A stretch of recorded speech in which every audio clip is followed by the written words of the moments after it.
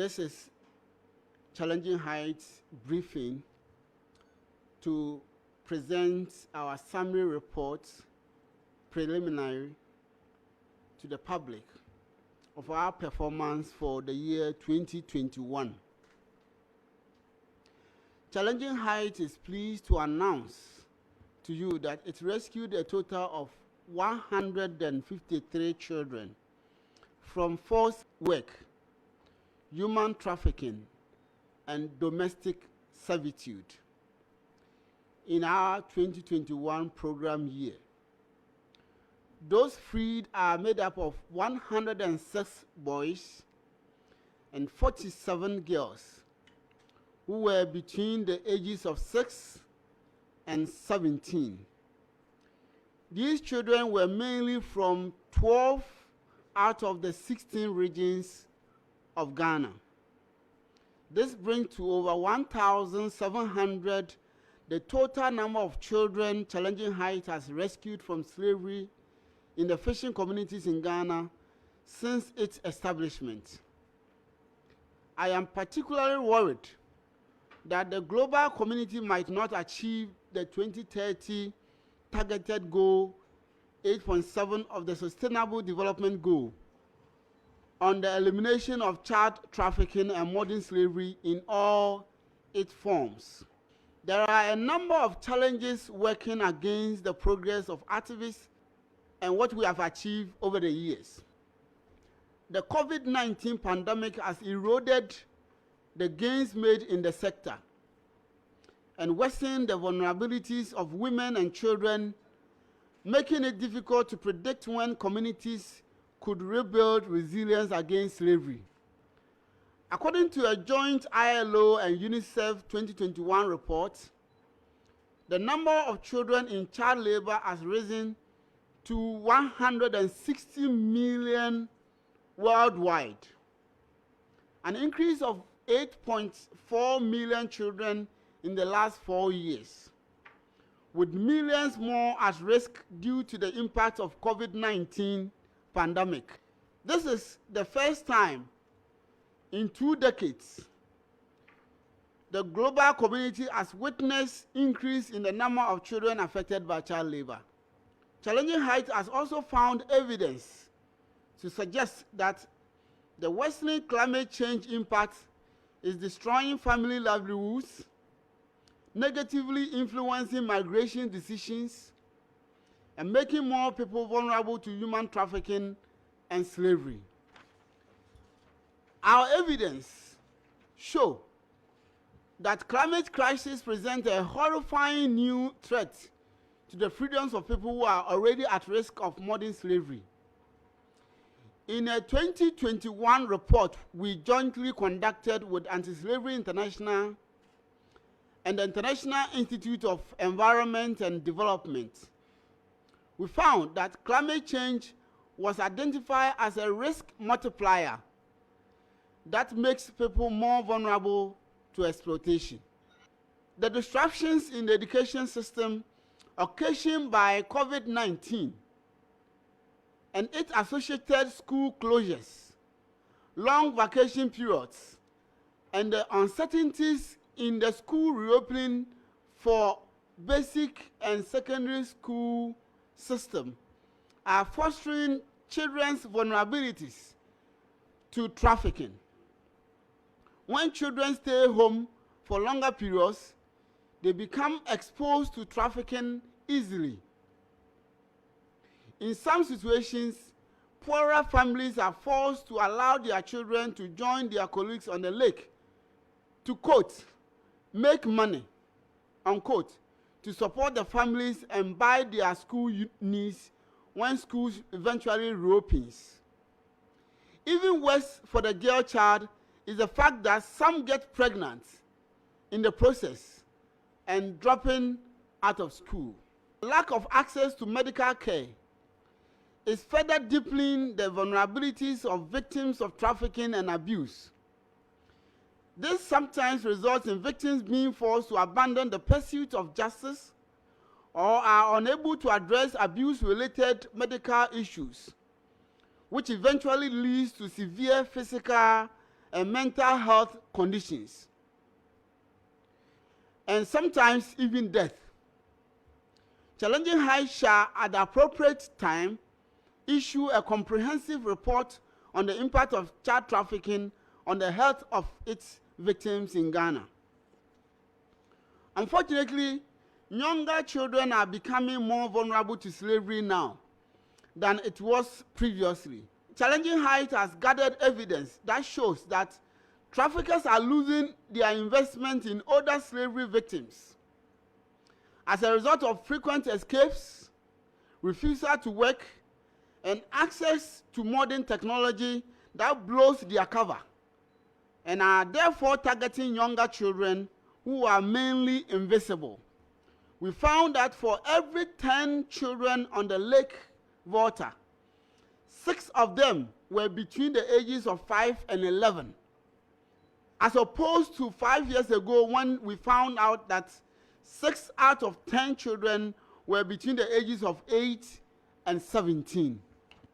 The evidence clearly demonstrates that the need to intensify awareness, to increase knowledge, especially among vulnerable populations, in order to decrease further vulnerabilities. As the Ghanaian government readies itself to draft a new national plan of action against human trafficking, Challenging Heights is calling for policy reflections on the newly identified risks, such as COVID-19 pandemic, as well as the linkages between slavery and climate change. There is also the need for policy reforms within the National Health Insurance Scheme to address abuse-related illness. We are also advocating for the effective implementation of the Domestic Workers Regulation 2012 and are urging local and district assemblies to enact bylaws to regulate the activities of child domestic workers, as child domestic work has been identified as a breeding ground for trafficking and exploitation of children. If government is able to address the above policy issues alongside strengthening our school systems, then we will be able to solve the problem of child trafficking in Ghana once and for all. Thank you for your kind attention, ladies and gentlemen. Okay, so the struggles, I will use this opportunity to then showcase the special story that I would have loved to share with you. First of all, when you go onto the lake, one of the main challenges has to do with the traffickers themselves. This is a boy who we found on the lake some years ago. And this boy is working for the master without being paid. So all the money that he is earning goes straight to the master. And therefore, if you go to rescue this boy, what you are doing is you are disrupting the business of the fisherman. And therefore, he's not going to allow you to just take the boy away. He's going to fight you. And that's the main challenge we face when we go on the lake, with attacks, smear campaigns, death threats, and all of that. But we are also driven by the passion that we believe that this boy, just like so many children on the lake, deserves basic education and deserve their childhood back. This boy I've shown here is right sitting amongst us. Where is he? Please come. Right sitting amongst us. So you just compare Kwesi when we found him on the lake, and look at Kwesi now. Kwesi has now finished secondary school. Kwesi is now working with Challenging Heights as a staff employee. We pay him every month, helping us to address the same issues that he was confronted with. And this is what drives us in always wanting to continue. And to think that we have rescued the lives of Kwesi of more than 1,700 then motivates us to do more. Another major challenge has to do with financing. To go on the lake to rescue a child, requires a lot of mobilization, a lot of investigations, a lot of effort. And all these requires human resource, petrol, vehicles, and all of that.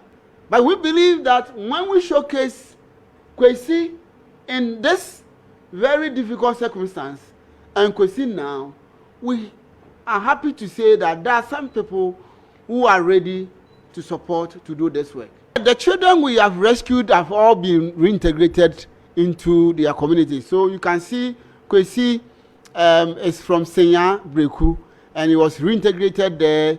I traveled with Kwesi to Sweden some years ago, and is doing well, helping other children we have rescued in that community. So we don't operate orphanage. We only operate a transitional process where the medical conditions and the educational situation of the children are addressed before we reintegrate them into community. So all the children we've rescued have been reintegrated into community, except those who in the last 3 months or 4 months are still with us because we've not been able to finish the processes of recovery. As soon as the processes of recovery is completed, they will be reintegrated. We are showing you Kwesi because he is giving us consent to do so. He is working with us, and just like me, I went through the same situation, so it's not a problem we show you Kwesi. But also, he is rescuing others in his situation. So when we saw him, we tried to negotiate with the trafficker who resisted. But after so many conversations, we're finally able to get Kwesi to his community. He's gone through a lot, but we've also stood by him. But he's not the only person who is successful in our work. We have so many of them who have gone through our work. Some are in basic schools, some are in secondary schools, others are in the universities. We have some who have graduated from vocational schools and are on their own.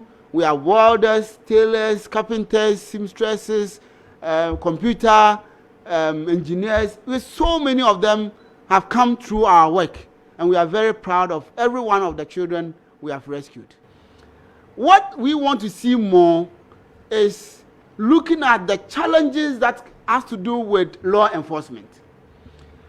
We believe that law enforcement must be tight. We believe that law enforcement agencies must be seen to be on the side of activists rather than being on the side of perpetrators. Now, the existing National Plan of Action is expiring, or it has expired, and therefore needs to be redrafted. Now, this new one is where we are calling for policy direction in terms of its drafting and implementation. And we are saying that because we have found climate change to be linked to human trafficking and modern slavery, we want to see the National Plan of Action addressing climate change and its attendant vulnerabilities, as well as looking at the risk of COVID-19 impact on communities and their vulnerability to human trafficking.